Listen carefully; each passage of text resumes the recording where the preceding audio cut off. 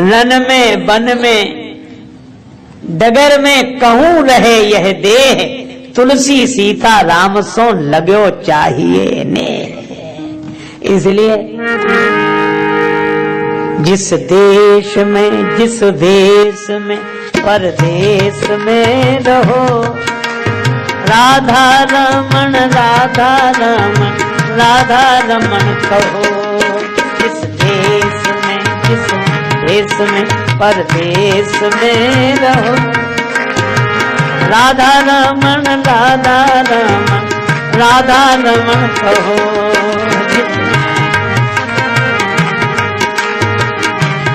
में रहो, राधा रमन राधा रमन राधा रमन कहो।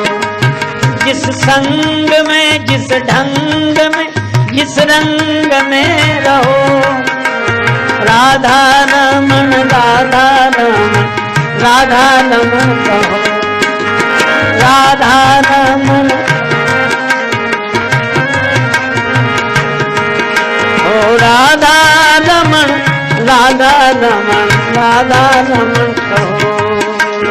राधा रमन राधा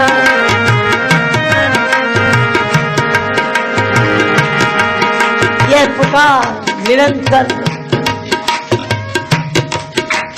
और यह पुकार हृदय की पुकार है। प्रभु श्री हरि स्वीकार करते हैं सदा, मन पुकार श्री हरि स्वीकार करते हैं सदा जब दिल से होती है। मगर मुश्किल तो ये है, बात ये मुश्किल से होती है। पुकार प्रभु तक पहुंची। भगवान के आने के पहले शेष भगवान आए और उनको भी भगवान की माया ने देवकी जी के गर्भ से माता रोहिणी के गर्भ में स्थापित किया शेष भगवान। अब भगवान की प्रतीक्षा। देखो, शेष भगवान पहले आ गए, भगवान बाद में आए। कभी शेष पहले विशेष बाद में भगवान, और शेष सैया है भगवान।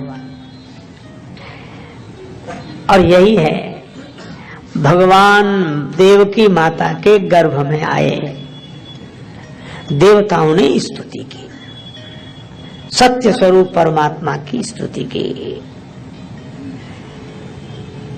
और एक बार किसी संत से किसी ने पूछा कि माता देवकी के गर्भ में भगवान आ गए, तो क्या भगवान भी गर्भ में आते हैं? और यह संस्मरण पूज्यपाद श्री स्वामी अखंडानंद सरस्वती जी महाराज के द्वारा उल्लेखित है। वे ही श्रीमद् भागवत की कथा कर रहे थे, और जब ये हुआ कि देवकी माता के गर्भ में भगवान आए तो देवताओं ने स्तुति की।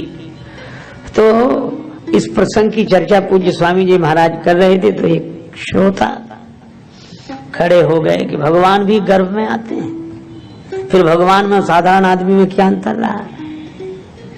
भगवान भी गर्भ में आए, भगवान कोई हमारी तुम्हारी तरह है भगवान। तो पूज्य स्वामी जी महाराज बताते थे कि हम कुछ उत्तर देना चाहते थे, कुछ बोलते इसके पहले ही पूज्य श्री उड़िया बाबा जी महाराज विराजमान थे, तो उन्होंने श्रोता को उत्तर देने की जगह उसी से प्रति प्रश्न कर दिया। वह उसने पूछा कि क्या भगवान भी गर्भ में आते हैं, माता के गर्भ में आते हैं भगवान? तो उड़िया बाबा जी ने कहा, क्या भगवान माता के गर्भ में नहीं है? जब तुम कहते हो कि सब जगह है, ईशावास्यमिदं सर्वम यत्किंच जगत्याम जगत इदम सर्वम ईशावास्य, सब जगह परमात्मा है। तो जब सब जगह है तो माता का गर्भ क्या सब जगह से अलग है?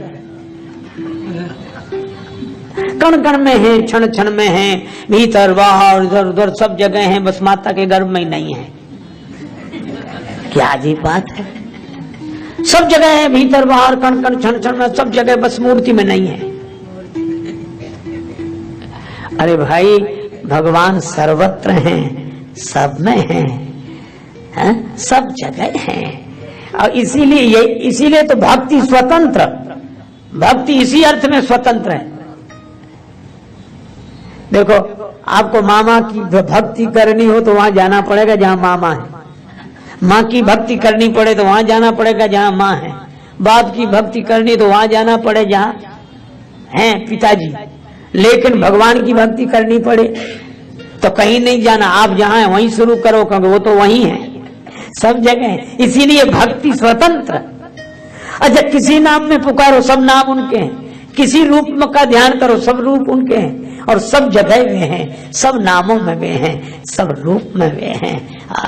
इसीलिए भगवान से कहा हम किस नाम से पुकारें कि आ जाएं। भगवान ने कहा ये तुम्हारे लिए छोड़ दिया, तुम जिस नाम से पुकारो आएंगे हम ही, तुम जिस रूप में देखो आएंगे हम ही, तुम जहां बुलाओ हम वहीं होंगे, यही बात है।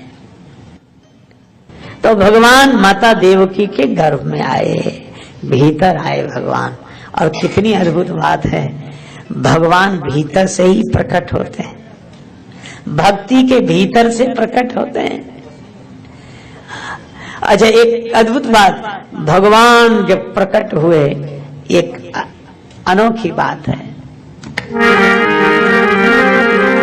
घोर काली अंधेरी रात, चारों तरफ अंधकार, अंधेरा ही अंधेरा, सूझना अपन हाथ पसारा, अपना हाथ भी अपने को न दिखे, ऐसा अंधकार। श्री कृष्ण कम वा दयालु शरणम ब्रजेम, ऐसे दयालु परमात्मा को छोड़कर किसकी शरण में जाया जाए। भगवान अंधेरे में आए, भगवान जेल में आए, भगवान रात में आए। और कितनी अद्भुत बात, क्या ऐसा करुणाधनी और कौन होगा। अगर कोई जेल का बंधन तोड़कर उन तक नहीं पहुंच सकता, कोई बंधन तोड़कर उन तक नहीं पहुंच सकता, तो वे करुणाधनी बंधन स्वीकार करके आ जाते हैं, उद्धार करने के लिए। चलो तुम हम तक नहीं पहुंचते तो हम तुम तक पहुंचेंगे। वही बात है, श्री रामचरितमानस में उल्लेख है, जटायु जी के पंख कट गए, धरती पर पड़े थे, पर आंख बंद किए, राम राम राम। किसी ने जटायु जी से कहा अब तो आपके पंख कट गए, अब भगवान तक कैसे पहुंचेंगे, यह तो दुर्भाग्यपूर्ण रहा। जटायु जी ने कहा यह तो सौभाग्य है। क्यों? पंख होते तो जिम्मेवारी मेरी थी कि उड़कर भगवान के पास जाऊं, और पंख नहीं रहे तो अब जिम्मेवारी भगवान की है कि वे चलकर मेरे पास आए। अब तो भगवान की जिम्मेवारी है, अब मेरी नहीं है। वसुदेव देवकी जी भी यही सोचते हैं कि अगर जेल में न होते तो जिम्मेवारी हमारी थी कि हम भगवान के धाम में चलकर जाएं, भगवान के तीर्थों में चलकर जाएं। लेकिन अगर हम जेल में हैं तो अब भगवान के पास जाने की हमारी जिम्मेवारी नहीं है, अब तो भगवान को हमारे पास आने की जिम्मेवारी है। अब भगवान का दायित्व है कि वो आए। अच्छा, एक बात है, मैं क्या कहूं, मारीच जा रहे थे, हिरण बनकर आए थे, भगवान पीछे चले तो मारीच भागे आगे और देखे पीछे। भगवान ने कहा जब इधर देख रहे तो उधर काहे को भाग रहे,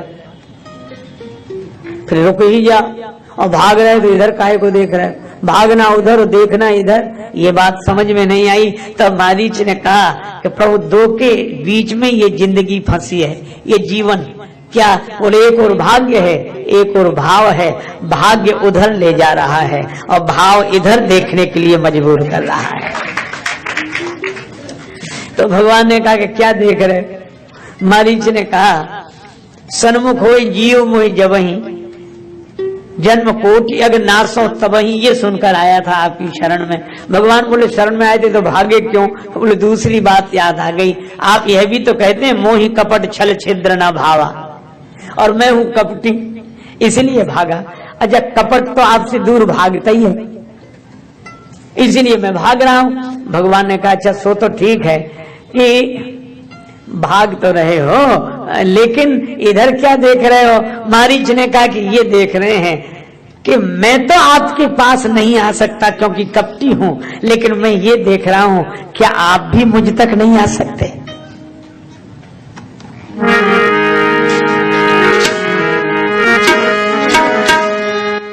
मत राखा नजरिया से दूर मैया,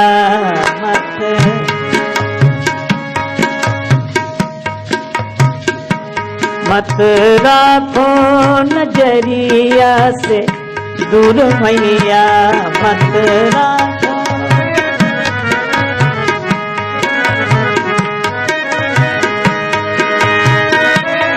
मत राखा नजरिया से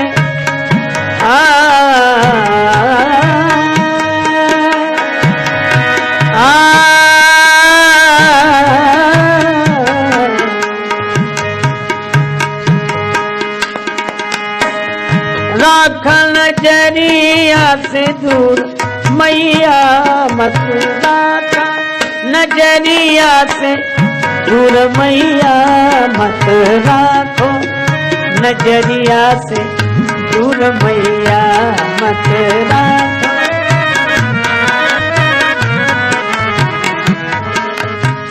एक भक्त जानकी माता से प्रार्थना करते हैं, बड़ी भक्ति भरी प्रार्थना, मत राखो नजरिया से दूर मैया। इसी पद में वे कहते हैं, हम तो तोहरा माया के बस में, हम तो तोहरा माया के बस में, माया के बस में, माया के बस में, लेकिन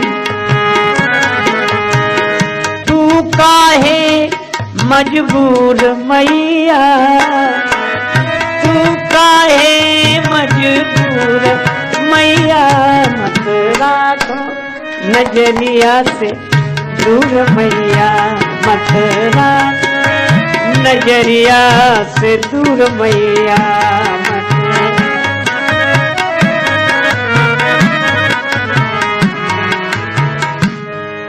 हम तो तोहरा माया के बस में, पर तू काहे मजबूर मैया। हम तो आपकी माया से विवश हैं। यही हनुमान जी ने कहा, तो माया बस फिरे भुलाना, ताते मैं नहीं प्रभु पहचाना। हम तो आपकी माया के बस में हैं, लेकिन भगवान आप भी हमें भूल गए, आपको कौन सी मजबूरी है। और मारीच ने कहा कि हम पीछे मुड़कर यही देख रहे हैं कि हम तो आप तक नहीं पहुंच सकते, लेकिन क्या आप भी हम तक नहीं पहुंच सकते।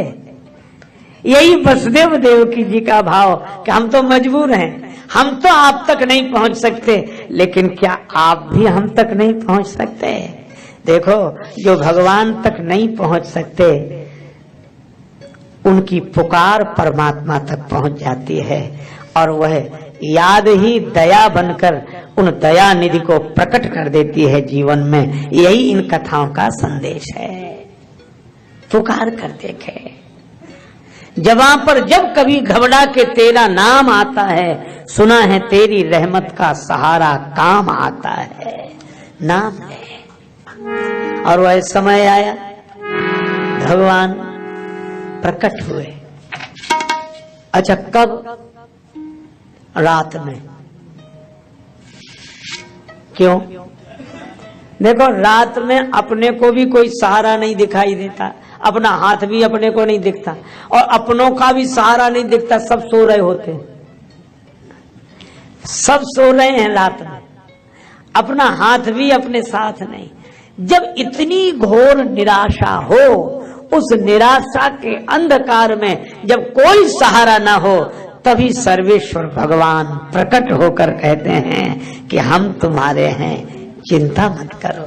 चिंता, निराशा की अंधेरी रात में जहाँ आशा का कोई दिया न जल रहा हो, उस अंधेरी निशा में स्वयं भगवान प्रकट होकर कहते हैं कि मैं हूं तुम्हारे साथ, चिंता मत करो। तुम जेल छोड़कर हम तक नहीं आ सके, तो हम अपना धाम छोड़कर तुम्हारे पास जेल में आ गए। अगर तुम जगत से ऊपर नहीं उठ सकते, अगर तुम जगत के बंधन से ऊपर नहीं उठ सकते, वंदन कर सकते हो, तो चलो कोई बात नहीं, हम ऊपर से नीचे उतरकर तुम्हारे जगत में आ जाते हैं, तुम्हारे पास आ जाते हैं। ये भगवान की करुणा है, ये अवतार है। ऊपर से नीचे उतर अवतार, इसलिए सीढ़ी को कहते हैं अवतरणिका। अच्छा, सीढ़ी के दो पाए, एक नीचे एक ऊपर। एक आदमी छत पर खड़ा था, बोले इन सीढ़ियों से ऊपर आ जाओ, हम मिल जाएंगे। तो कई लोग चढ़ गए, एक आदमी बड़ा कमजोर, बोले साहब हम तो नहीं चढ़ सकते। तो ऊपर वाले ने कहा फिर हम तक नहीं पहुंच सकते तुम।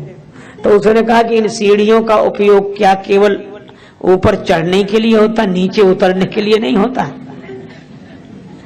तो ऊपर वाले ने कहा कि होता है। बोले तो इन सीढ़ियों का आधार लेकर जो ऊपर चढ़ सके सो ठीक, जो नहीं चढ़ सके तो इन सीढ़ियों का आधार लेकर आप ही नीचे उतरा। तो ये संकेत क्या है? ये साधना ही सीढ़ी है और इसके दो पायदान है, दो सीढ़ियां हैं। कौन सी? एक नाम, एक रूप, और ऊपर है परमात्मा। वे कहते तुम नाम रूप से ऊपर उठाओ तो हम मिल जाएंगे। तो जो समर्थ हैं वे नाम रूप से ऊपर उठ गए, परमात्मा तक पहुंच गए। लेकिन भक्तों ने कहा हम निर्बल हैं, हम नाम रूप से ऊपर नहीं उठ सकते, तो तुम ही नाम रूप लेकर नीचे उतर आओ तो बड़ी कृपा होगी। तो जो नाम रूप से ऊपर उठकर परमात्मा तक पहुंच गए वे ज्ञानी जन हैं। पर भक्तों के लिए भगवान अपना कोई नाम और रूप लेकर प्रकट हो जाते हैं, ये अवतार है। और वही हुआ, भगवान प्रकट हुए। एक बार एक सज्जन से चर्चा हो रही थी, तो ऐसी विनोद की बात है, तो उन्होंने हमसे कहा कि आप राम जी के भक्त हैं। हमने कहा हाँ, अगर हैं तो तुम अपनी बात कहो। बोले आपके राम जी तो दिन में आए, पर कृष्ण भगवान तो रात में आए, क्यों आए? तो मुझे विनोद में एक बात सूझी। अरे हम कहा उनको रात में आना ठीक। बोले क्यों आए? अरे हम कहा चोर तो रात में ही आएंगे, दिन में थोड़े ही आते हैं। चोर तो रात को ही आएंगे, दिन में थोड़े ही आएंगे। सो मैंने तो विनोद में कहा था वो ऐसा कैसे कहते हैं, और कृष्णस्तु भगवान स्वयं, और आपको पता उन्हें कोई नहीं पकड़ पाया। हम कहा वो चोर कैसा जिसे कोई पकड़ ले? अरे बोले वो रातों रात चले भी गए। हम कहा चोर सवेरे तक थोड़े ही रहते, रात को ही चले जाते हैं।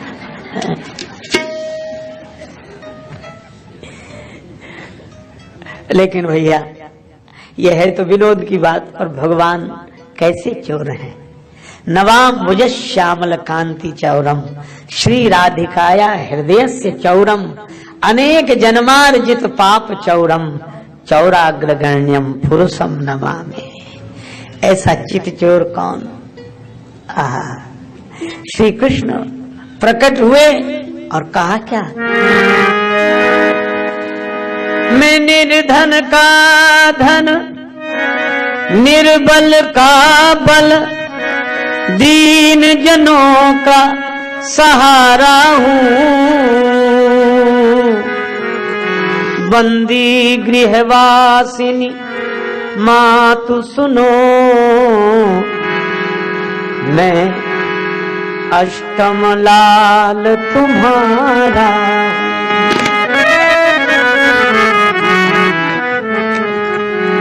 भगवान ने कहा मैं ही तुम्हारा 8वां पुत्र हूं।